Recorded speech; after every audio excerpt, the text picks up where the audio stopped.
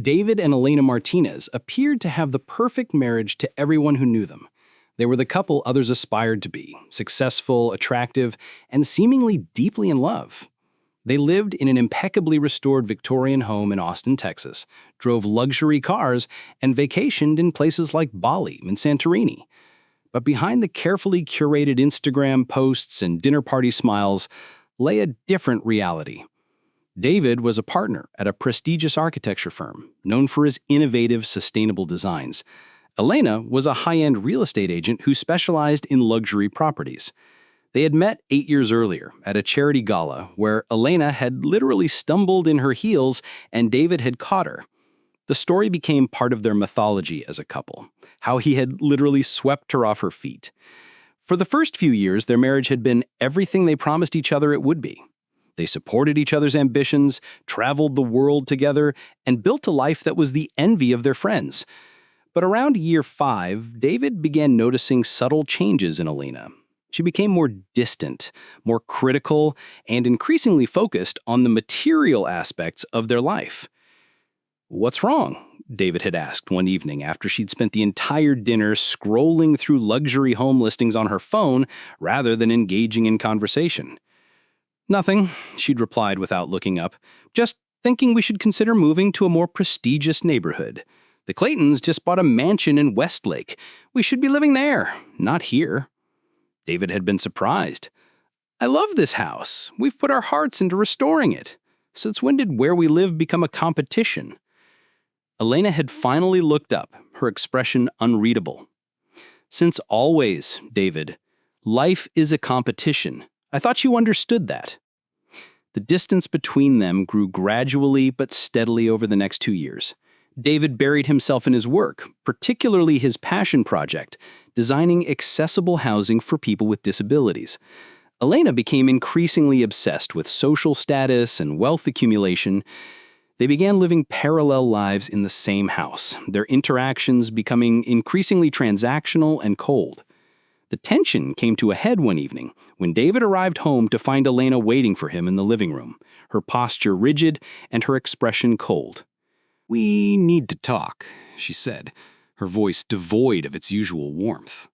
"I'm not happy, David. I haven't been happy for a long time." David felt a knot form in his stomach. "What's going on? Is there something I've done?" "It's what you haven't done," she replied sharply. "You're content with mediocrity. You waste your talent on those charity projects instead of taking on clients who actually pay well.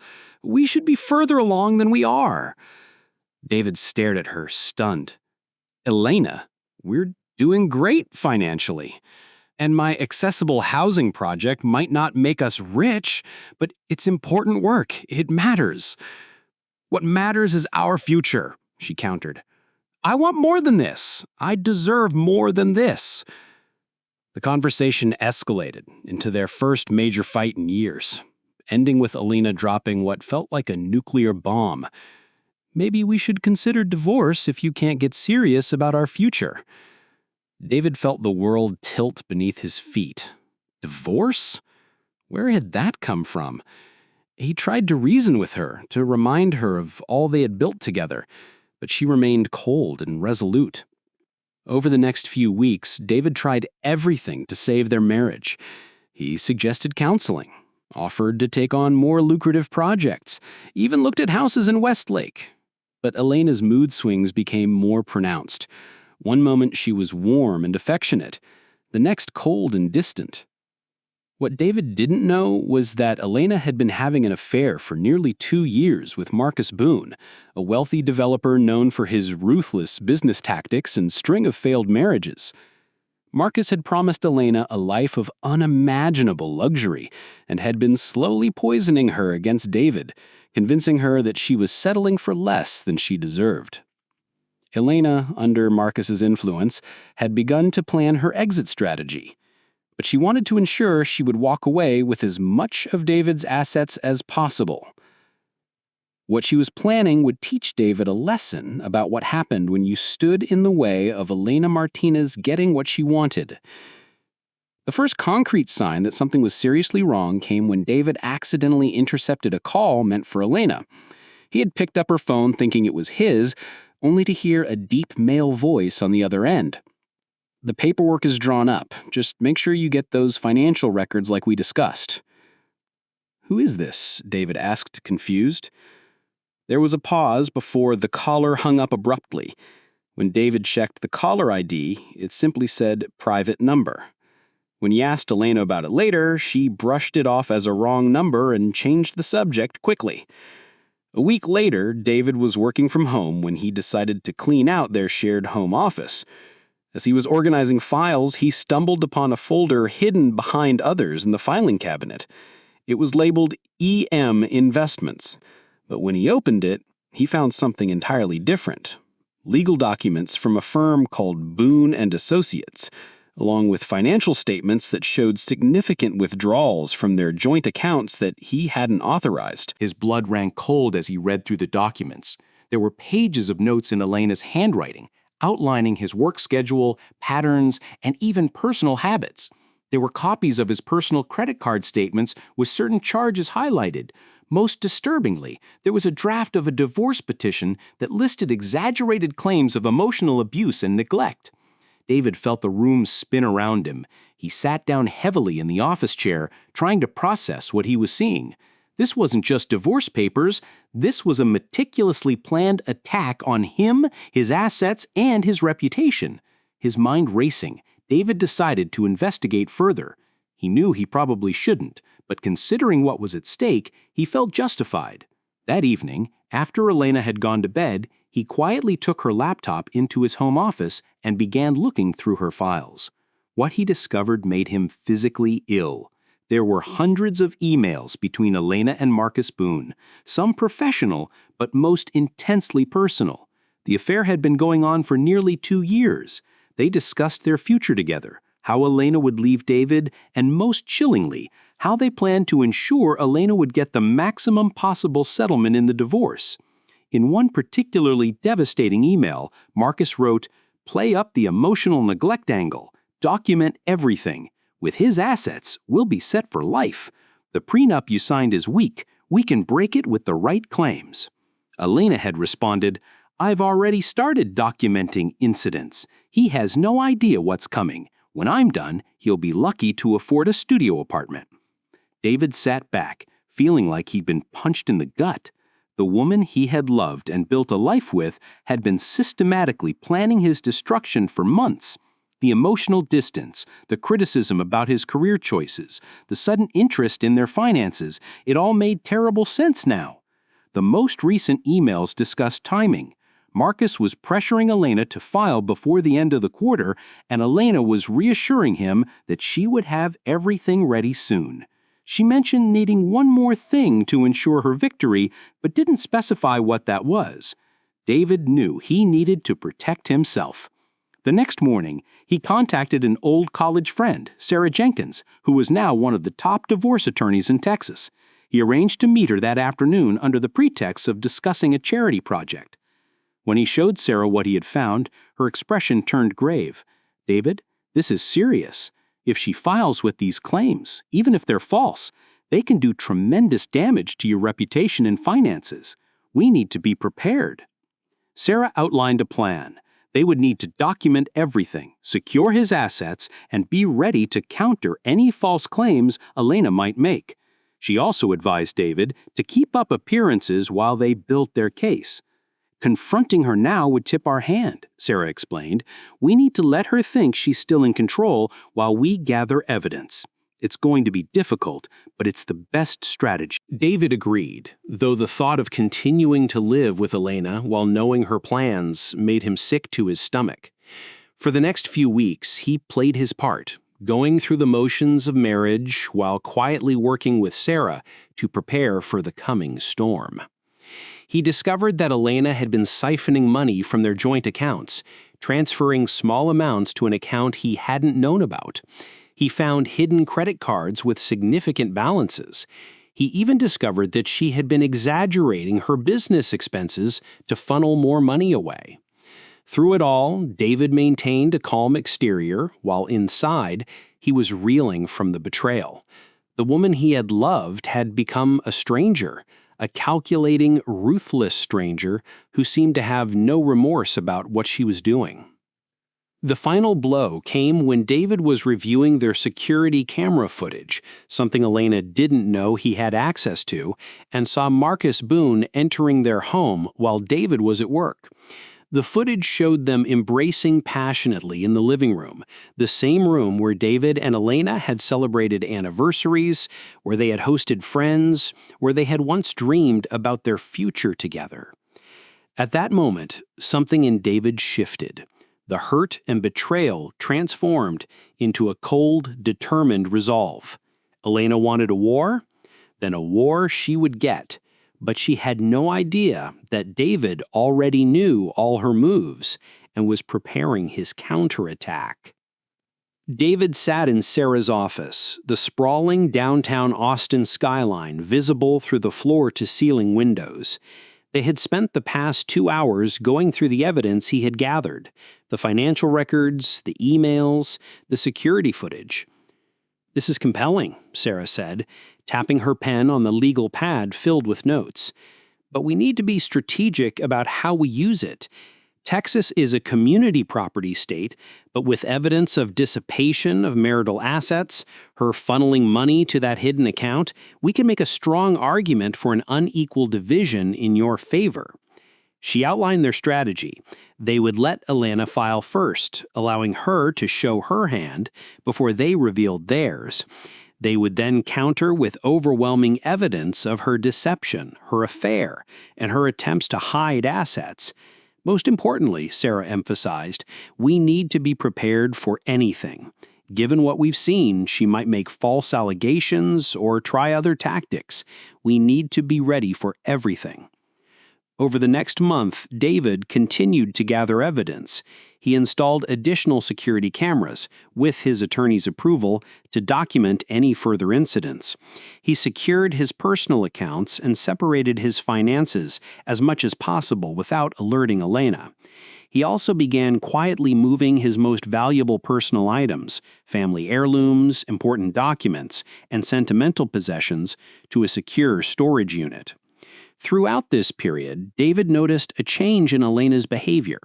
She became increasingly secretive about her phone and computer, often taking calls in another room. She also began making subtle digs at his career and masculinity, seemingly trying to provoke a reaction. "You know, Marcus Boone's firm is working on that new high-rise downtown," she mentioned casually over dinner one night. "He's going to make millions on that project. Millions." David kept his expression neutral. "That's interesting. I heard his designs are pretty derivative, though." Elena's eyes flashed with irritation. At least he's actually making money with his degree, not wasting his talent on charity projects. The barb stung, but David simply shrugged and changed the subject. He knew she was trying to get under his skin, to make him react in ways she could later use against him. The tension came to a head one evening when Elena announced she was pregnant. They were sitting in the living room when she dropped the bombshell, watching for his reaction with carefully schooled neutrality. Pregnant? David felt the world tilt on its axis. "But we've been... How?" "It happened that night after the Harrison wedding," she said, referring to an event several weeks prior where they had indeed been intimate after months of distance. "I know we've been having problems, but maybe this is a sign. Maybe we should try to make this work." David's mind raced. The timing was possible, but something felt off. Elena had been distant and cold for months, then suddenly interested in reconciliation right before announcing her pregnancy. It felt too convenient, too calculated. Still, he played along. "That's unexpected. But if you're pregnant, then of course we need to figure this out." Elena's smile didn't reach her eyes. "I'm glad you feel that way. I was worried you might be...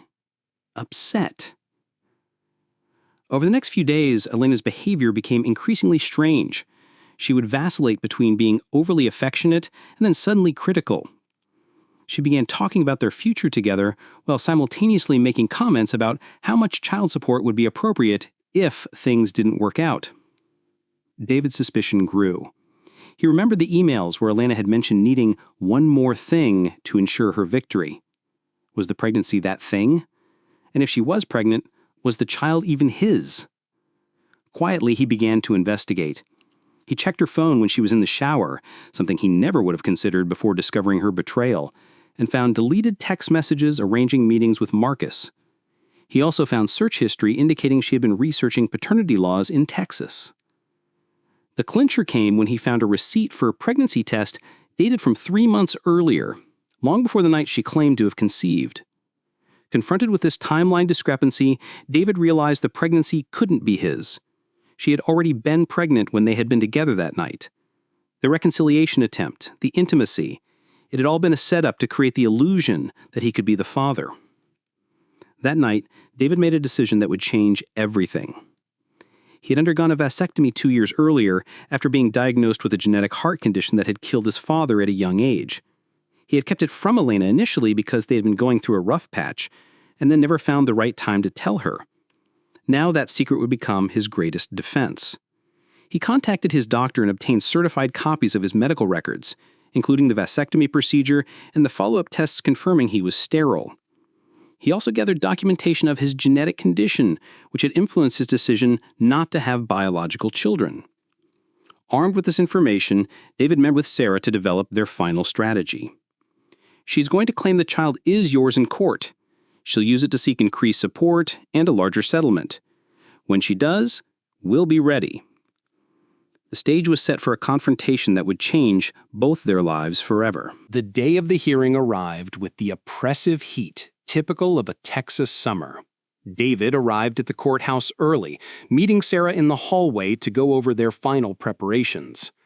Remember, Sarah advised, let her make her claims first. We'll present our evidence at the appropriate time. The judge needs to see her perjure herself before we drop our bombshell. David nodded, his stomach churning with the mixture of anxiety and anticipation. He spotted Elena arriving with her attorney, a slick-looking man named Robert Crane who had a reputation for aggressive tactics. Elena was visibly pregnant, wearing a form-fitting dress that emphasized her belly. When she saw David, she placed a protective hand on her stomach and gave him a look of wounded disappointment. The expression was so convincing that for a moment, David almost doubted his own evidence. Had he gotten it wrong? Could he possibly be the father despite the vasectomy? Then he remembered the dated receipt for the pregnancy test and steeled his resolve. They entered the courtroom and took their positions. Judge Evelyn Watkins entered, a no-nonsense woman with the reputation for being fair but impatient with gamesmanship. The initial proceedings were routine until Crane stood to address the court. Your Honor, he began, we would like to amend our petition in light of significant new developments. He gestured toward Elena. As you can see, Mrs. Martinez is expecting a child. This materially changes the financial considerations in this case, particularly given Mr. Martinez's reluctance to provide adequate support. The judge raised an eyebrow. I don't see an amended petition in my file, Counselor. We'll be filing the formal amendment this week, Your Honor. Given Mrs. Martinez's advanced pregnancy and today's scheduled hearing, we felt it important to bring this to the court's attention immediately. Elena dabbed at her eyes with the tissue. I just want what's best for our baby, she said softly but clearly. The judge turned to David. Mr. Martinez, were you aware of this pregnancy? Before David could answer, Crane interjected. Your Honor, he was aware. Ms. Martinez informed him during a brief reconciliation attempt which we believe precipitated his abrupt filing for divorce. That was a lie, and David felt his anger rise. Sarah placed a calming hand on his arm.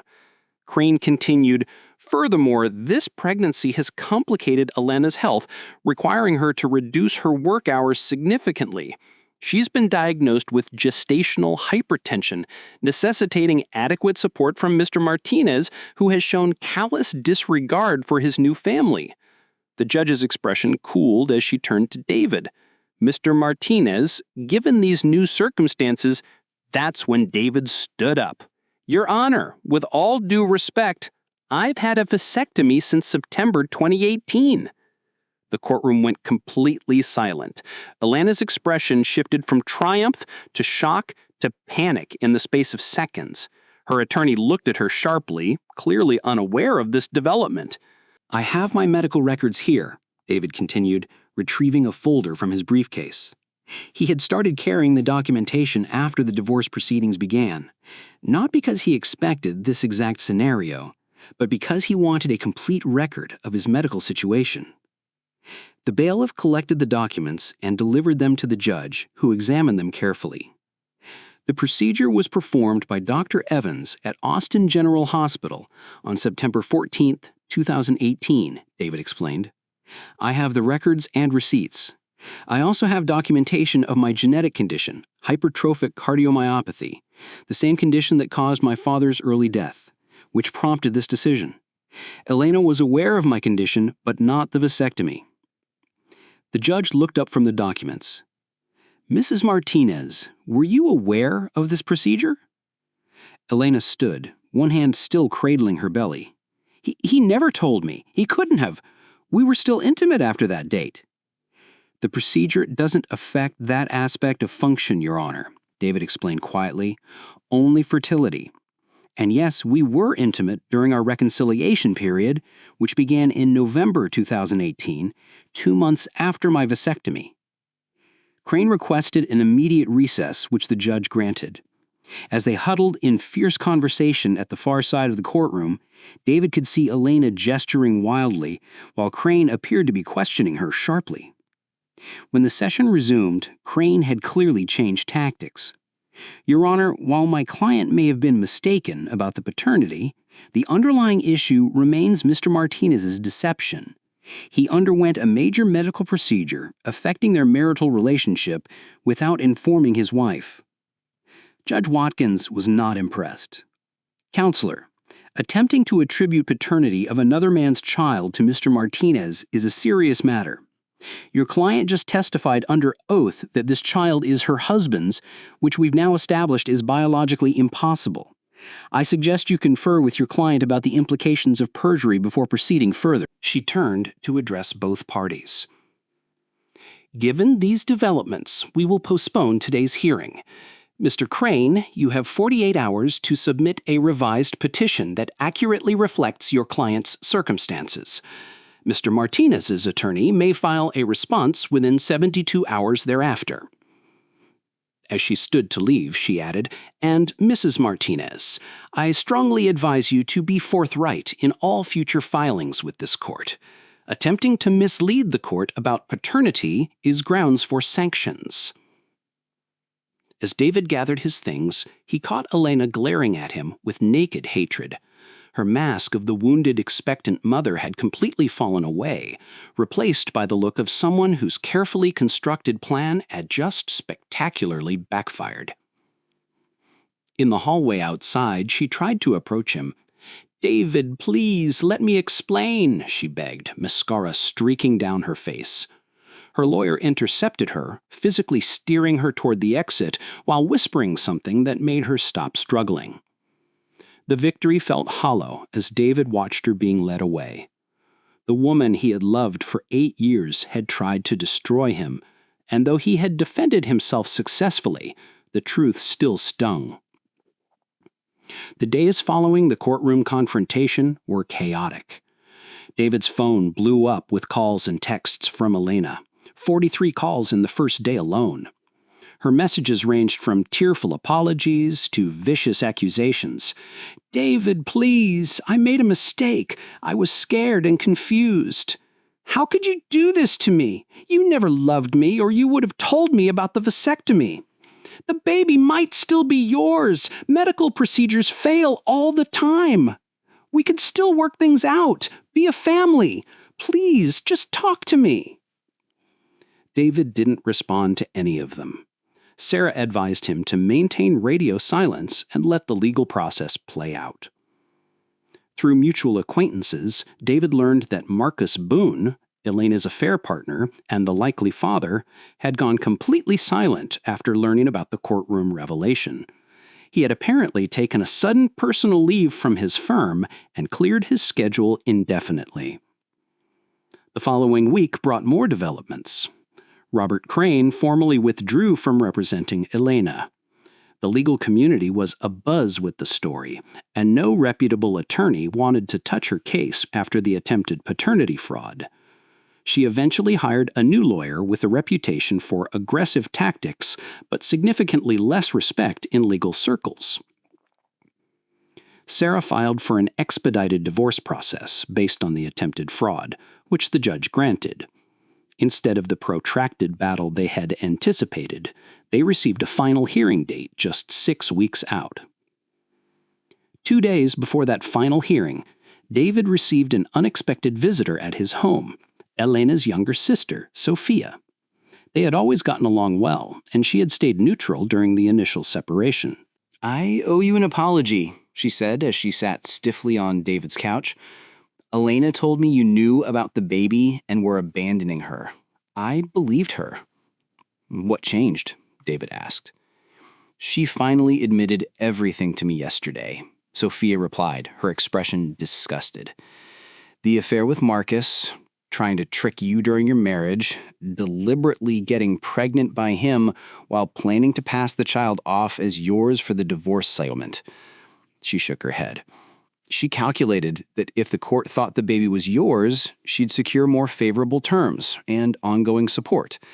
And Marcus, he wants nothing to do with her now. Apparently, he never wanted children either. When your lawyer sent his attorney the court transcripts, he basically cut all ties." "I'm sorry she dragged you into this," David said, and he meant it.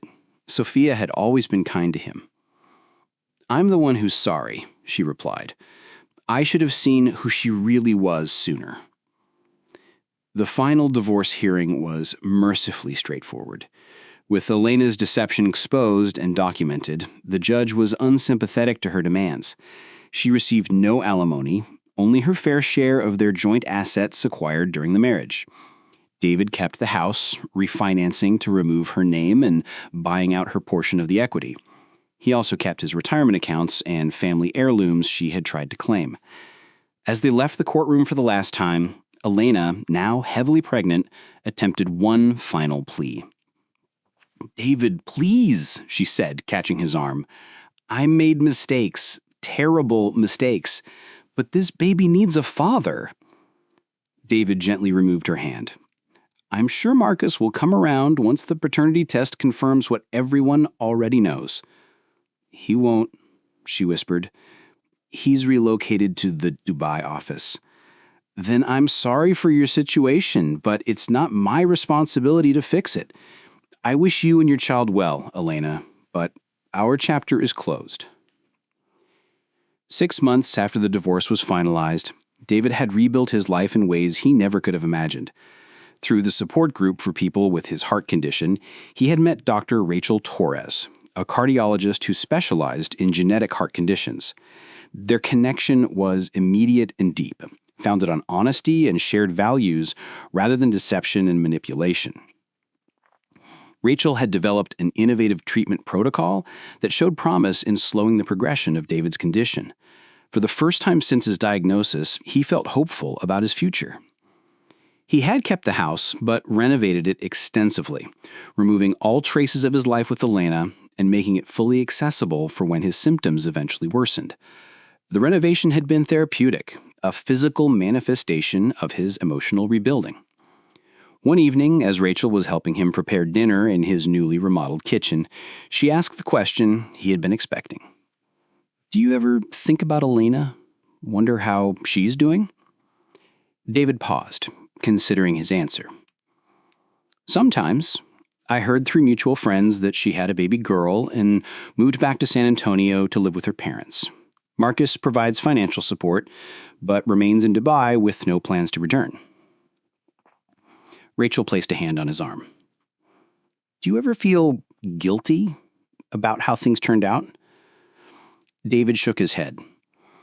"I did what I had to do to protect myself. She made her choices, the affair, the deception, the attempts to pass off another man's child as mine. I didn't cause her situation. I just refuse to be victimized by it." He smiled at Rachel, feeling a wave of gratitude for her presence in his life.